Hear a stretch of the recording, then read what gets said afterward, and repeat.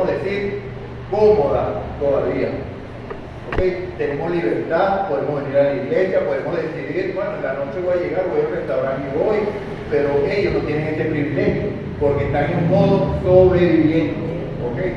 Entonces, fíjense, hermano, también yo dije que esta semana que prediqué, creo que fue el 30 de septiembre, y dije que el 4 de octubre iba a suceder algo a nivel profético, a nivel del nuevo orden mundial, que es lo que se está edificando. ¿Quién recuerda que iba a pasar el 4 de octubre? Aparte de la cita de Guillermo, que se la cambiaron para el 9, y la gloria de Dios que fue el resultado. La segunda encíclica Laudato Si, Laudato Deum lo llamó. Entonces, hoy, mis hermanos, tal vez alguno va a tener la tentación de criticar, porque hoy no voy a predicar en sí la palabra del Señor. Les voy a mostrar qué trajo esa encíclica, para que sepamos a qué nos estamos enfrentando, porque nosotros somos el pueblo de Dios. Les voy a explicar, y tal vez esta sería parte para hacer un estudio en una tarde un sábado, pero lamentablemente un sábado en la tarde no viene toda la iglesia. Si vinieran todos y se comprometieran, tranquilamente lo hubiera pasado, porque sé que esto es un espacio para predicar la palabra de Dios, pero me tomé la libertad porque lo vi con urgencia de que nosotros lo sepamos. ¿Okay? Tal vez busqué mal, tal vez usted me dice, pero no es tan grave. Y si todos leemos la encíclica, es realmente corta, ¿no?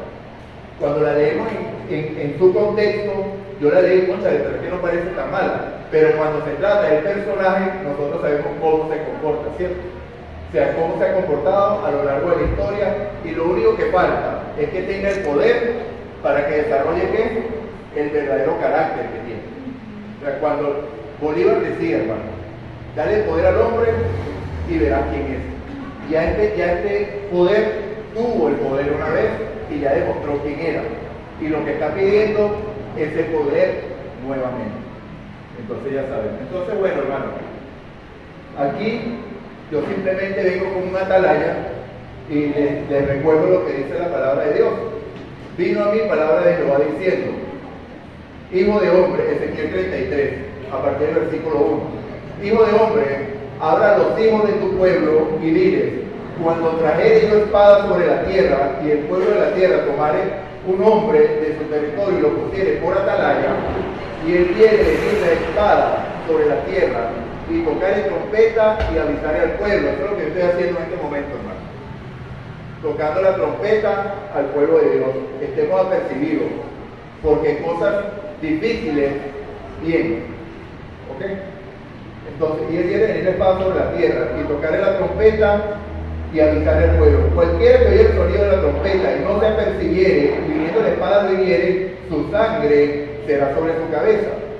El sonido de la trompeta oyó y no se apercibió, su sangre será sobre él, mas el que se apercibiere librará su vida.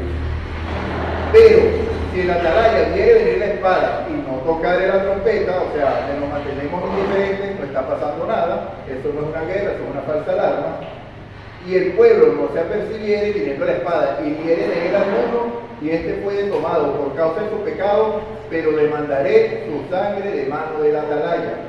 A ti pues, hijo de hombre, te he puesto por atalaya a la casa de Israel, y oirás la palabra de mi boca y los amonestarás de mi parte. Entonces, mis hermanos, aquí vamos a explicar en parte lo que trajo esa nueva encíclica, ¿verdad? Laudato Deum. Y fíjense cómo se llama. Alabemos a Dios. Se llama esta encíclica. Pero vamos a ver que el contenido no tiene tanto de alabanza a Dios. ¿Ok? Entonces está compuesta de 6 partes principales. La primera, el señor Mario del Novio se enfoca en la crisis climática. ¿Cómo? Crisis climática que dice allí. Global. Cuando nosotros usamos la palabra global, ¿qué involucra eso? Toda la tierra. ¿Ok? Entonces, si hay un problema global, ¿cómo debe ser la solución? Global. Entonces ahí vemos cómo se empiezan a introducir términos que de forma son inocentes, pero de fondo sabemos lo que llevan.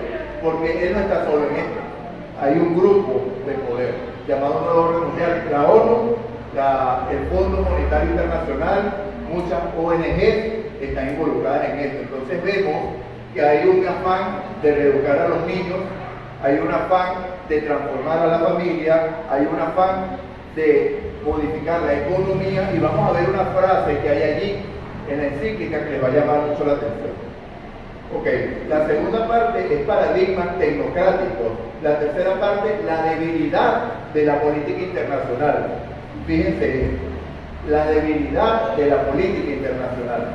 Las conferencias del clima, avances y fracasos, y qué se espera del COP28 de Dubái. ¿Por qué el señor Mario Bergoglio se apuró y sacó esto en octubre? Porque esta reunión se va a llevar a cabo del 28 de noviembre al 12 de diciembre.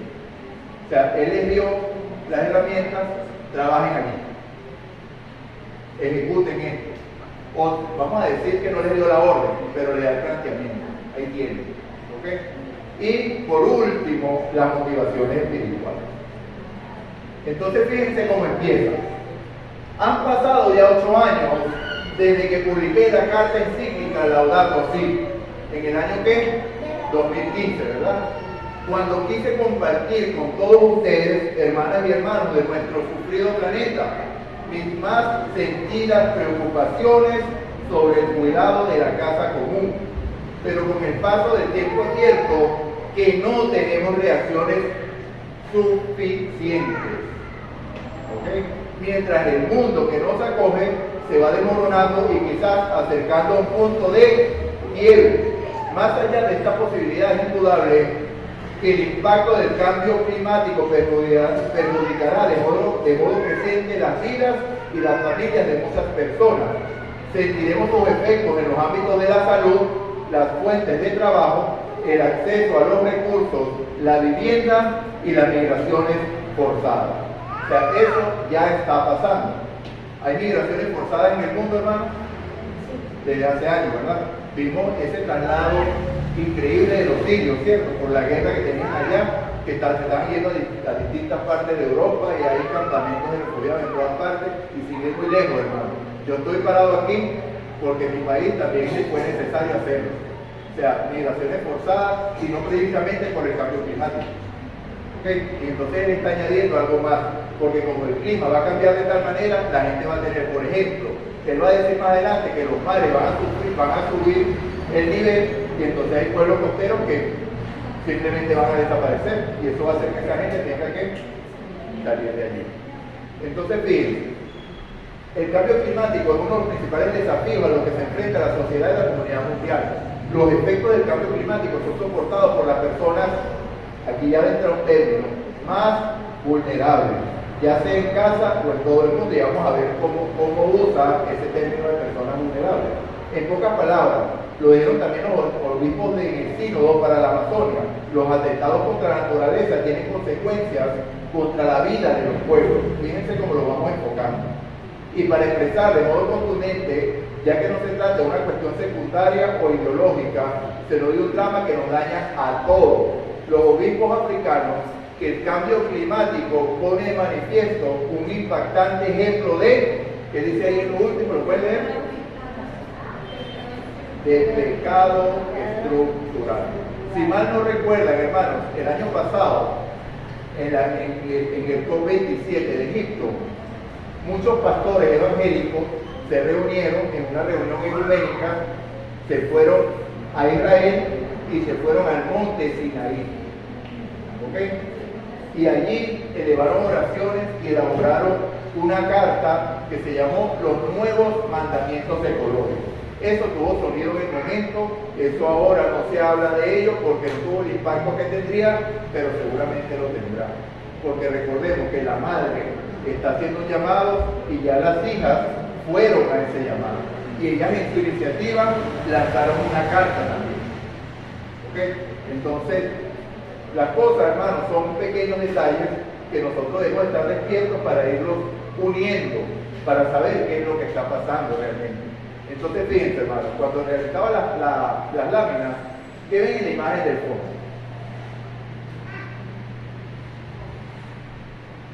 ¿No lo ven bien?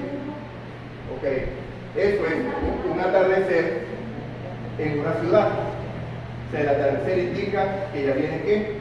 La noche, ¿cierto? ¿Y qué dijo Jesús? Cuando le decían, cuando iban a resucitar a Lázaro, que le dijeron los discípulos, mira maestro, pero vamos a volver allá y hacer nada, procuraban matarte. Jesús le dijo, el día tiene 12 horas en el cual podemos trabajar, pero ya viene la noche en que nadie podrá trabajar. Ya esa noche, hermano, se vislumbra en el horizonte. Ya la oscuridad está llenando a este mundo, cada vez más, gotica a gotica, segundo a segundo. Fíjense que los científicos del reloj apocalíptico, eso que tienen, adelantaron como que fue 5 segundos por las situaciones que se están viviendo.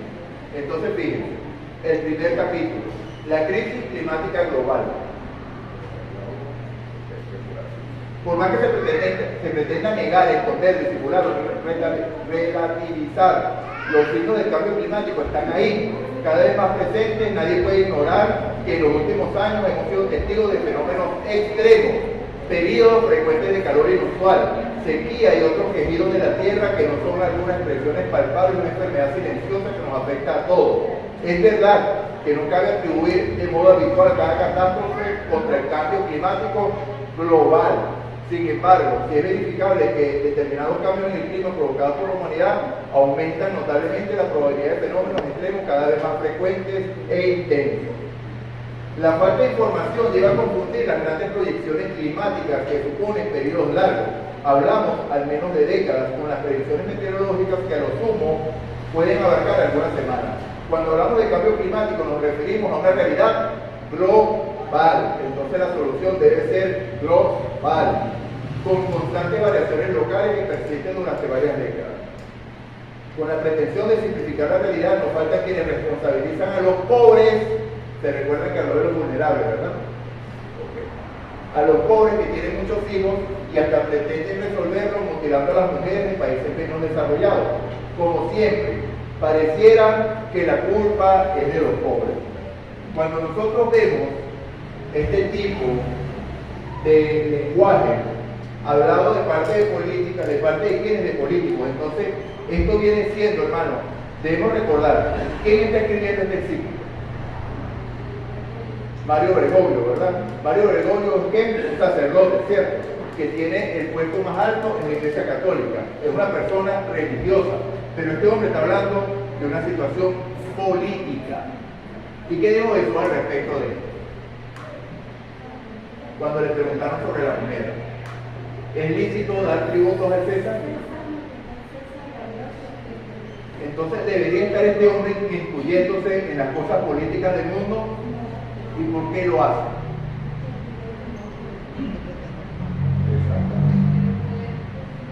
Exactamente. Entonces vemos que él está dando indicaciones políticas cuando él debería estar dando indicaciones religiosas a su iglesia. Ok, lo vamos a decir en el mundo ecuménico, a las otras iglesias. Pero él debería estar hablando de la ley de Dios, de lo que dice Dios, de lo que quiere Dios, etcétera, etcétera. Y aquí está hablando de lo que el mundo político necesita. Y este es el lenguaje, hermano, cuando usan los pobres, el lenguaje que usan ¿quiénes? Los populistas, que quieren convencer, porque la mayoría del mundo es pobre o es rica. Y entonces cuando los pobres escuchan, ay, mira, me está defendiendo, ¿qué sucede automáticamente? De verdad que tienen razón. Porque todos de una u otra manera estamos en este mundo y sí estamos sufriendo las consecuencias de este cambio climático. Es una realidad que existe, pero yo dije hace 2 semanas que debemos tener cuidado sobre esas cosas que estamos viendo, porque los medios se enfocan en presentar una realidad que convierte en realidad lo que no es realidad adentro. ¿Okay? Entonces nosotros debemos estar atentos de no estar repitiendo y ser parte de ese mecanismo que está en marcha. ¿Okay? Entonces fíjense lo que sigue diciendo, pero la realidad es que un bajo porcentaje más rico del planeta contamina más que el 50% más pobre, de los más pobres de la población mundial. Entonces sigamos. También suele deducirse que los esfuerzos por mitigar el cambio climático, reduciendo el uso de combustibles fósiles y desarrollando formas de energía más limpias, provocará una reducción de los puestos de trabajo. Lo que ocurre es que millones de personas pierden su empleo, y hace una analogía para ir avanzando rápido allí, de que indiscutiblemente también en las situaciones climáticas se van a perder puestos de trabajo. O sea que es preferible dar la solución sin importar las consecuencias. Para dar una solución con esto, algunos tienen que sufrir. ¿Okay? Algunos perderán su trabajo, algunos perderán sus cosas, pero al final será mejor el resultado, según él. Según él. ¿Okay? Entonces, fíjense, las causas humanas. Ya no se puede dudar del origen humano antrópico del cambio climático. Veamos por qué. La concentración de gases de efecto invernadero en la atmósfera, que por ese efecto provoca el calentamiento de la Tierra, se mantuvo estable hasta el siglo XIX. En los últimos 50 años, el aumento se aceleró notablemente, como lo ha certificado el Observatorio de Mauna Loa, que toma medidas diarias de dióxido de carbono desde el año 1952. Yo les recuerdo que el otro día entré porque escuché eso de mi huella de carbono, y ahí ya, y de hecho eso está implementado aquí en Colombia. Creo que plataformas como Bancolombia lo tienen, que de acuerdo a tus actividades diarias, tú sabes cuánto carbono produce. Y en países como China, ellos son multados porque ellos tienen una cuota mensual para gastar, o una cuota anual para gastar. Si tú excedes tu crédito de dióxido de carbono, ya no puedes hacer más actividades en ese mes. Y a esto que quiere llevar al mundo. Entonces, ellos se están refiriendo a esto. Y por eso que él va a notar, eso no lo incluí, que deberíamos copiar las políticas no de Occidente, de Estados Unidos, que es un país consumista, sino de otros países que no son tan nombrados. O sea, abre la posibilidad, pero no dice quién. Como decir, nombra el pecado, pero no el pecador. Para Mario Bergoglio es un ejemplo, la sociedad de China, que con un control lo tienen bajo su mano. China tiene cámaras por todas partes. O sea, del control del poder chino, no hay chino que se escape, porque lo tienen monitoreado por todas partes. Entonces, fíjense, aquí dice lo que toma, fíjense. Lo que toma medidas diarias de dióxido de carbono desde el año 1900, mientras que escribía la encíclica Laudato Si, se alcanzó el máximo de la historia, 400 partes por millón, hasta llegar en junio de 2023 a las 423 partes por millón. O sea, desde hace 8 años que yo escribí, la cosa ha empeorado. ¿Por qué? Porque no han tomado en cuenta lo que ya yo dije anteriormente. Esto es lo que está viendo allí, esa posibilidad. Okay, vamos a avanzar. Daños y riesgos. Algunas manifestaciones de esta crisis climática ya son irreversibles, al menos por cientos de años, dice él. Ciertos diagnósticos apocalípticos pueden parecer poco racionales o insuficientemente fundados. Esto no debería llevarnos a ignorar que la posibilidad de llegar a un punto crítico es real. Pequeños cambios pueden provocar cambios mayores, imprevistos y quizás ya irreversibles debido a los factores de inercia. Así se terminaría desencadenando una cascada de acontecimientos que se precipitan como una bola de nieve. En un caso así siempre se llegará tarde, porque ninguna intervención podrá detener el proceso ya iniciado. De allí no se regresa. No podemos afirmar con certeza que en las condiciones actuales esto vaya a suceder, pero sí es seguro que no deja de ser una posibilidad si tenemos en cuenta fenómenos ya en curso que se sensibilizan al clima. Entonces recordemos, hermanos, que él está, y esta es la frase que quería llegar, que él está escribiendo para la COP28. O sea, ya hay situaciones que son irreversibles, pero aún estamos a tiempo si tomamos las medidas precisas, y ya vamos a ver lo que dice. Entonces fíjense finalmente que esto es lo que piensa una persona globalista, porque esto mismo lo leí yo hace años, que recuerdo que mi hermano aún estaba vivo. Yo empezaba en la cosa de la iglesia, y dije, pero leí Daniel.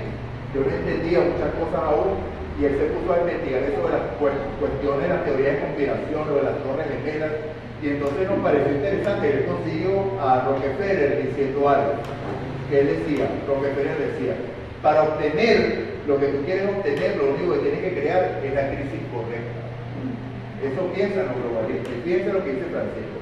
Finalmente, podemos agregar que la pandemia del COVID-19 ha constatado la estrecha relación de la vida humana con la de otros seres vivientes, ¿verdad? Y con el medio ambiente. Pero en especial ha confirmado que lo que ocurre en cualquier lugar del mundo tiene repercusiones en todo el planeta. Esto me permite repetir dos convicciones en las cuales insisto hasta el cansancio. Todo está conectado y nadie se salva solo. Esta no es la cita la que decía. Pero ya la vamos a leer más adelante. Paradigmas tecnocráticos. La inteligencia artificial y las últimas novedades tecnológicas parten de la idea de un ser humano sin límite alguno, cuyas capacidades y posibilidades podrían ser ampliadas hasta el infinito gracias a la tecnología. Así el paradigma tecnocrático se retroalimenta monstruosamente. Provoca escalofríos a decir que las capacidades ampliadas por la tecnología dan a quienes tienen el conocimiento y sobre todo el poder económico para utilizarlo un dominio impresionante sobre el conjunto de la humanidad. O sea, que debemos controlar ¿qué? La tecnología para que ese poder esté a nuestro favor. Porque hay unos pocos que tienen el poder sobre la población porque tienen el control de ese poder. El conjunto de la humanidad y del mundo entero. Fíjense cómo ya se van plasmando pequeñas ideas aquí. Nunca la humanidad tuvo tanto poder sobre sí misma y nada garantiza que vaya a utilizarlo para bien. O sea que ese poder tiene que estar en manos de personas que lo vayan a administrar de manera adecuada. ¿Okay? Ajá. Sobre todo si te consideras del modo que lo está haciendo. ¿En manos de quienes está y puede llegar estar tanto poder? Es recomendable, es tremendamente riesgoso que resida en una pequeña parte de la humanidad. Necesitamos repensar entre todos la cuestión del poder humano, cuál es su sentido, cuáles son sus límites, porque nuestro poder ha aumentado frenéticamente en pocas décadas. Hemos hecho impresionantes y asombrosos progresos tecnológicos y no advertimos que al mismo tiempo nos convertimos en seres altamente peligrosos, capaces de poner en riesgo la vida de los muchos seres y nuestra propia sobrevivencia. Ok, voy a pasar esta, no todo aumento de poder, es un progreso para la humanidad, el ejemplo de la bomba atómica que se pensó que era un avance y terminó siendo de destrucción. O sea, simplemente para llevar a la mente del que lee que el poder, ese poder tecnológico debe ser controlado por ciertas personas capaces, ¿verdad? Ok. La decadencia ética del poder real era un ético. Aquí va a hablar de ética. Se disfraza gracias al marketing y la información falsa. Tal cual como hacen los medios, ¿verdad? Que dicen cambio climático, hay mucho calor, y resulta que hay mucho calor, a lo mejor no hay tanto calor, pero sentimos más calor porque escuchamos que hay mucho calor. ¿Ok? Mecanismos útiles en manos de quienes tienen mayores recursos para incidir en la opinión pública a través de ellos. Otra vez va con los pobres contra los ricos. Los que tienen mayores recursos inciden en la mente de los que son más débiles. Con la ayuda de estos mecanismos, cuando se empieza a iniciar un emprendimiento con fuerte intervención sobre el medio ambiente, y los altos efectos contaminantes se ilusionan a los pobladores de la zona hablando del progreso local que podría generarse a los hijos. La lógica del máximo beneficio con el menor costo, disfrazada de racionalidad, de progreso y de promesa ilusoria. Vuelve imposible cualquier sincera preocupación por la casa común, ese es el lenguaje de la encíclica de Laudato Si. ¿Okay? Y cualquier inquietud por promover a los descartados de la sociedad, ¿quiénes son estos? Los pobres, ¿verdad? Ajá.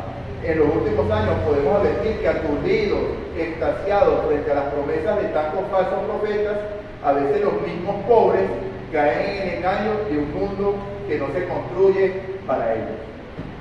Entonces vemos cómo insiste en esto, Mario. Decir que los pobres son víctimas de la situación que hacen los ricos y el mundo no se está construyendo para los pobres sino para los ricos. Cuando nosotros vemos, hermanos, cómo avanza la política, podemos decir que tal vez tienen razón, porque el mundo se construye para una minoría, ¿verdad? Porque lo vemos en cada país. Las que están en el poder gozan de muchos beneficios, mientras que los que no están, estamos sufriendo. Ejemplo, nosotros necesitamos una intervención quirúrgica, debemos pasar varios pasos, varios procesos, pedirlos, mientras que si ellos la necesitan, ¿qué hacen? Van a la clínica y se las hacen y ya. Entonces vemos que no deja de tener razón, pero usa esos argumentos, ¿para qué? Para ganar la simpatía de esa gran parte de la población global y ponerlo aquí a su favor. Bueno, este hombre está hablando en nuestro nombre. Entonces, fíjense, vamos a avanzar. La debilidad de la política internacional, hermano. Y aquí está hablando, o sea, ¿quiénes han escuchado del reseteo? ¿No han escuchado el reseteo? Que dicen que el mundo tiene que reconfigurar, que así como se ha estado conduciendo el mundo, esto no tiene solución y la pandemia de COVID-19 lo demostró. ¿Okay? Entonces él dice, no es conveniente confundir el multilateralismo con una autoridad mundial concentrada en una persona o una élite con excesivo poder. Fíjense las comparaciones que le está haciendo. O sea, hasta el momento le estaba hablando de una relación global y ahora hace una comparación entre multilateralismo y una concentración de poder. Son cosas distintas. ¿Cómo se ha manejado el mundo hasta ahora? ¿Unilateral o multilateral? Unilateral. ¿Ah? Unilateral. Unilateralmente, no, multilateralmente. O sea, porque supuestamente las decisiones de la ONU son vinculantes y todos opinan allí. Entonces él dice que no debemos confundir eso con una autoridad única. O sea, es lo que está lavándose las manos como Pilato. Yo no estoy proponiendo eso. ¿Okay? Lo que hay que configurar es el multilateralismo, pero la política internacional es débil. Entonces, ¿qué podemos pensar allí? O sea, es como diríamos una cantinflada, ¿cierto? O sea, está diciendo, no es necesario, no podemos decir que es una concentración de poderes, pero el multilateralismo no ha funcionado. Entonces, ¿cuál es la solución? Agregar y agarrar que eso esté en manos de unos pocos que de verdad sepan usarlo bien para que la sociedad la podamos llevar. Bien. Cuando se habla de la posibilidad de alguna forma de autoridad mundial regulada por el derecho, ¿qué quiere decir eso? Regulada por leyes o que haga leyes para regular, no necesariamente debe pensarse en una autoridad personal. Hablemos sobre todo de organizaciones mundiales más eficaces dotadas de autoridades para asegurar el bien común mundial, la erradicación del hambre y la miseria y la defensa cierta de los derechos humanos elementales. La cuestión es que deben estar dotadas de autoridad real, de manera que se pueda asegurar el cumplimiento de algunos objetivos irrenunciables. ¿Qué significa eso de que tenga una autoridad real? ¿Qué es lo que está diciendo ayer? ¿Ah? Exactamente. Que tenga control real, que haya leyes que puedan llevar a cabo las cosas que se decidan aquí. O sea, porque hasta el momento se habla, pero como que no hay una ley que realmente controle lo que se dice allí, no ha habido resultado. Es hora de replantear las cosas, porque así como se ha llevado a cabo la política internacional no funciona. Hay que hacerla, reconfigurarla y hacer leyes a nivel común. ¿Cuál es el término que tú usamos? El calentamiento común global, ¿verdad? Y entonces la ley debe ser como global. Entonces estas leyes que él está hablando aquí son leyes globales, o sea, quiere decir que si tu libertad atenta contra la de las mayorías, tal vez esa libertad no deba ser tomada en cuenta. O sea, recordemos que debemos sacar lo que no está aquí, hermano, porque conocemos quién es el personaje que está escribiendo esto. O sea, yo estoy basando lo que estoy hablando en base a que conocemos quién está escribiendo esto. No estoy hablando del señor Mario Bergoglio, sino el personaje que ha ejercido este poder a través de la historia.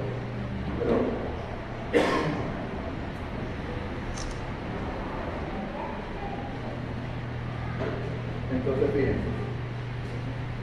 De este modo se daría lugar a un multilateralismo que no dependa de las circunstancias políticas cambiantes o de los intereses de unos pocos y que tenga una eficacia estable, porque se regularía. Ok, vamos a pasar esta. Ah, no, aquí está. Esta es la que quería leer. Fíjense cómo empieza. ¿Quién puede leer esto? Yo creo que ya no lo pueden leer, es muy pequeño. Dice, sigue siendo lamentable que las crisis mundiales sean desaprovechadas cuando serían la ocasión para provocar cambios saludables. Eso fue lo que quería hablar lo que se debe. Para obtener el resultado que quieres, crea la crisis correcta. Y si han creado crisis, la hemos desaprovechado, dice él. Es lo que ocurrió en la crisis financiera 2007-2008, la desaprovechamos. Recuerden que le está hablando a los poderosos que se van a reunir en el COP28. Esto no está dirigido a nosotros, esto está dirigido a ellos directamente. Es lo que ocurrió y ha vuelto a ocurrir en la crisis del COVID-19, porque las verdaderas estrategias que se desarrollaron posteriormente en el mundo se orientaron a más individualismo, a más desintegración a más libertad para los verdaderos poderosos que siempre encuentran la manera de salir indemnes. Otra vez los ricos. Los ricos se salieron con la seguridad. ¿Se recuerdan cuando pudimos volver a la iglesia? ¿Se recuerdan cuando se empezaron a abrir las puertas nuevamente después del COVID? ¿Qué era lo que se decía? La nueva, ¿quién recuerda? La nueva realidad, decía, ¿no? Que ahora no vamos a poder reunir poco a poco, el mundo ha logrado su ritmo otra vez, como si nada hubiera pasado. Lo ha ido recobrando porque el mismo mundo ha reclamado ese derecho. En cierto modo, ha perdido el miedo, por más que por ahí intentan otra vez que el COVID viene, otra vez, ahorita hay la napa, una nueva enfermedad que está por allá en la India, que supuestamente se puede convertir en una pandemia global. Tal vez ya no va a lograr el mismo efecto porque la gente perdió un poquito el miedo por lo del COVID. Pero yo puse el ejemplo en la predicación de que cuando se dio la solución de la inoculación, muchos corrieron a hacerla y entonces decían que la pandemia no se acababa por culpa de aquellos que no acudieron a inocularse. Entonces vemos como la misma gente se echaba la culpa los unos a los otros, simplemente porque ellos no compartían su forma de pensar. Había que someter y todos tenían que someterse a lo que la autoridad mundial había dicho, porque si no, estaba fuera y no es culpable de que las cosas sigan. Entonces, fíjense, la vieja diplomacia también en crisis sigue mostrando su importancia y necesidad. Sigue hablando de lo sucedido de la política internacional que nos sirve. El mundo se vuelve tan multipolar y a la vez tan complejo que se requiere un marco diferente y cooperación efectiva. No basta pensar en los equilibrios de poder, sino también en la necesidad de dar respuesta a los nuevos desafíos y reaccionar con mecanismos globales ante los retos ambientales, sanitarios, culturales y sociales. Aquí se amplió. Entonces la cuestión no es nada más ambiental, es cultural, social, sanitaria y ambiental. O sea, el control tiene que ser mayor, no solamente en materia ambiental, porque después él va a decir, porque si educamos a las personas, entonces el impacto ambiental va a ser menor. Entonces es como llevar a la gente, llevar a la idea y traerlo a mi pensamiento. ¿Okay? Eso se llama como, hermano, cuando nosotros hacemos eso, ¿cómo se llama? ¿Cómo se llama cuando yo quiero imponer mi modo de pensar? Estoy ¿qué? Manipulando las mentes, diciendo muchas cosas y no. Fíjense, el 9 de diciembre del 8 de 2022 estuvo el inicio amenazado por la situación que creó la invasión de Ucrania, este es el 27, que causó una importante crisis económica y energética y por eso no tuvo resultados. Hoy podemos seguir afirmando que los acuerdos han tenido un bajo nivel de implementación porque no se establecieron adecuados mecanismos de control, de revisión y de sanción de los incumplimientos.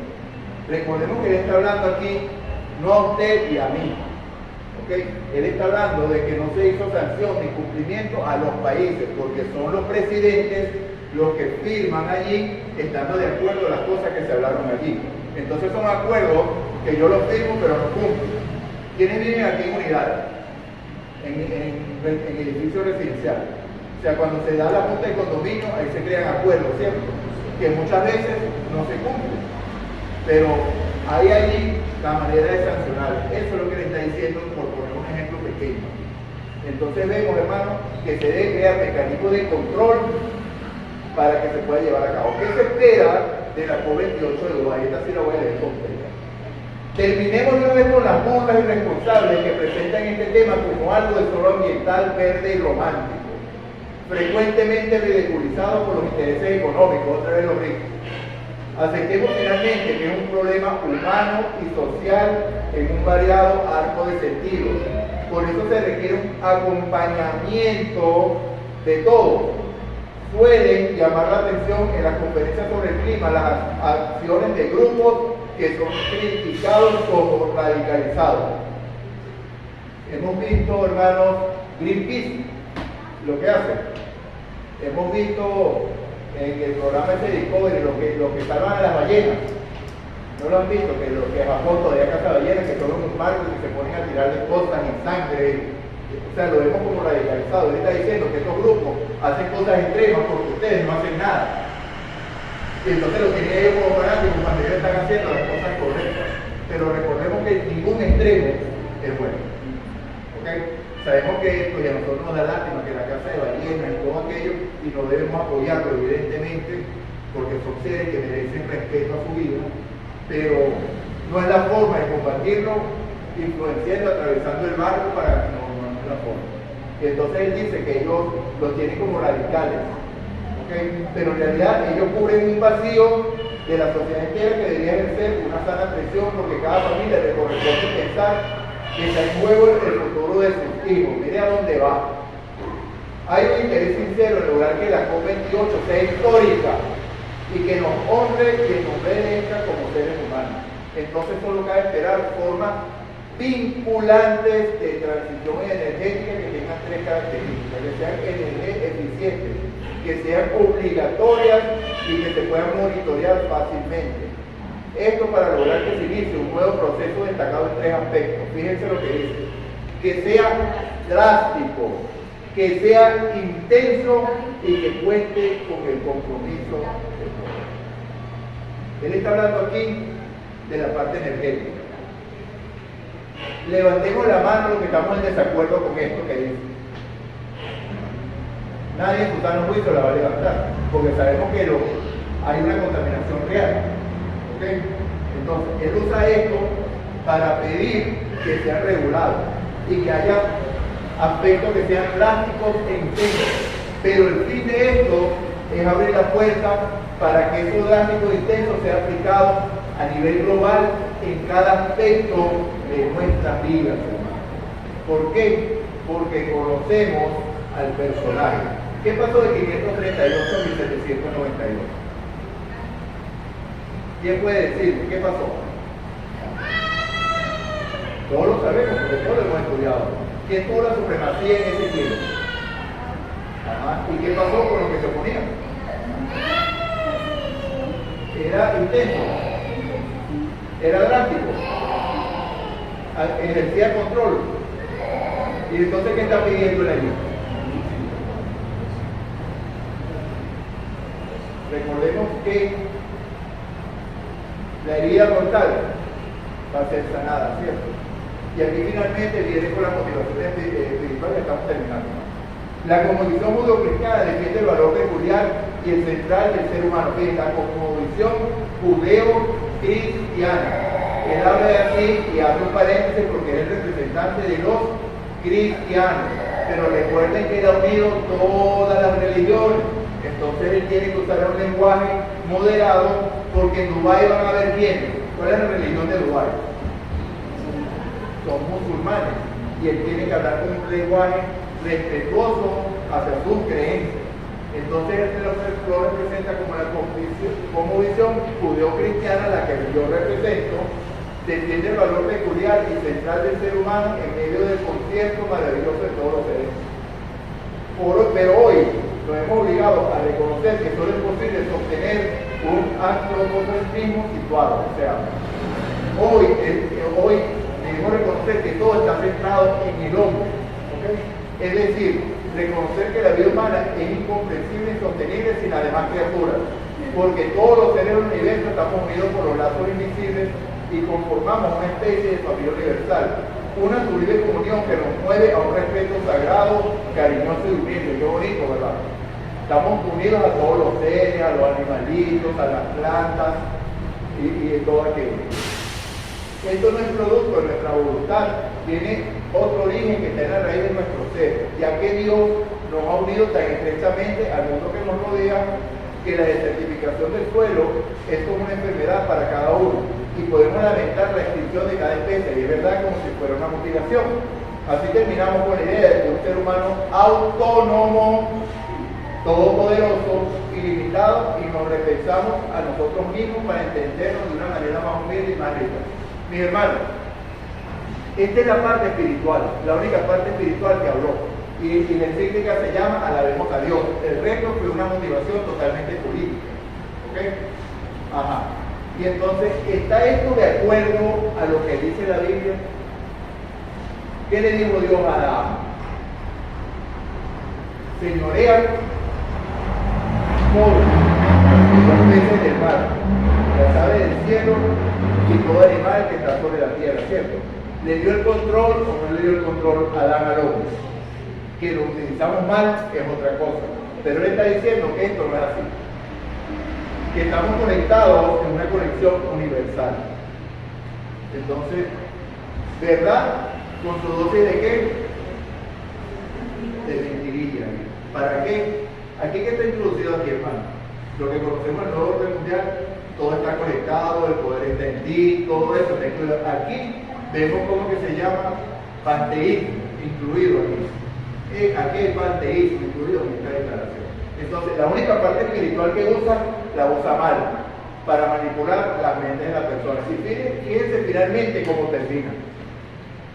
Alaben a Dios es el nombre de esta carta, porque un ser humano que pretende ocupar el lugar de Dios se convierte en el peor enemigo o el peor peligro para sí mismo. Es como escupir para arriba, ¿no? Fíjense lo que dice la teología de la Iglesia Católica, la infalibilidad papal o infalibilidad pontificia, un dogma de 1870, según el cual el Papa estaría preservado de cometer un error cuando promulga la Iglesia una enseñanza dogmática en temas de fe y moral bajo un rango de solemne definición pontificia o declaración en cátedra, como se considera una verdad de fe. Ninguna discusión se permite dentro de la Iglesia Católica, se debe acatar y obedecer incondicionalmente. Estuve buscando citas, pero no conseguí suficiente. Hay citas que dicen que el Papa tiene el poder de cambiar los mandamientos, y cuando vemos el catecismo, así lo hicieron, ¿cierto? Cambiaron el segundo mandamiento y el cuarto mandamiento porque el Papa tiene el poder para hacer eso, porque es como Dios en la tierra. Entonces, como Caifás. Porque un ser humano que pretende ocupar el lugar de Dios se convierte en el peor peligro para sí mismo. Entonces, ¿será que le está diciendo algo profético allí? Definitivamente. Culminamos aquí, hermano. Romanos 13. Y esto, que conociendo el tiempo, que ya es hora de levantarnos del sueño, porque ahora está más cerca de nosotros nuestra salvación que cuando creímos. Gloria a Dios. La noche está avanzada y se acerca el día. Desechemos pues las obras de las tinieblas y vistámonos las armas de luz. Lo acabamos de estudiar el trimestre pasado, ¿cierto? Pónganse la armadura de Dios. Andemos como de día, honestamente, y no en glotonerías, borracheras, no en lujurias y lascivias, no en contiendas ni envidias, sino vestidos del Señor Jesucristo y no proveáis para los deseos de la carne. Bueno, hermanos, con esto se acabó la presentación del día de hoy. Me disculpan ahora, pero creo que era necesario que como iglesia conociéramos a qué nos estamos enfrentando. ¿Okay? Entonces, hermanos, el momento llegó. Ya la ven que están pidiendo que su herida sea totalmente sanada. Ya la ven que están tomando antibióticos para que esa herida sea totalmente sanada. Ya muy pronto les será dado el poder que está solicitando. No le está solicitando abiertamente. Pero cuando nosotros vimos lo que sucedió en el 2015, la cosa va en gotitas. Laudato Si. ¿Quién recuerda la imagen de cuando él entró al Congreso de los Estados Unidos? ¿Cómo lo recibieron? Entonces ya la tierra se está maravillando con todo el adentro. Aquí está atrayendo más a los pobres para que los pobres lo aplaudan más. Este hombre, si de verdad se preocupa por nosotros, está poniéndose a aquellos que lideran nuestra sumisión, etcétera, etcétera, etcétera. Entonces, bueno, cada quien, hermano, saque sus propias conclusiones y lo pueden buscar en internet, la encíclica Laudato Deum, y la leen, pero conociendo el personaje, porque yo leía los párrafos y de verdad decía, pero la cosa no es mala, porque todo tiene sentido, se basa en términos científicos, en estudios, pero cuando conocemos al personaje sabemos qué es lo que realmente está pidiendo. Entonces, hermanos, para terminar hoy, Vamos a cantar el himno 312 en el himnario nuevo, Día Grande Viernes.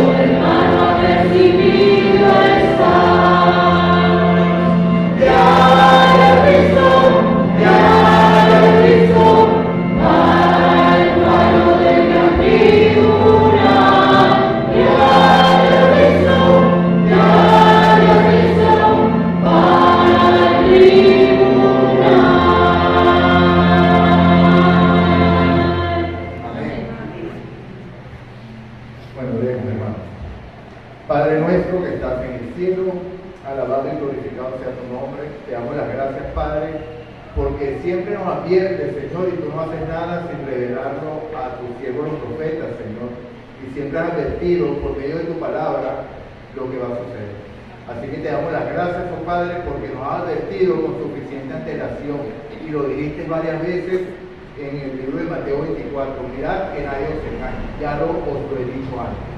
Así que, oh Padre, clamo por tu pueblo, oh Dios, para que estemos atentos y pendientes a las señales de lo que está aconteciendo. Pero más que eso, rendirnos a ti para que seas tú el que ejecutes tu obra en cada uno de nosotros.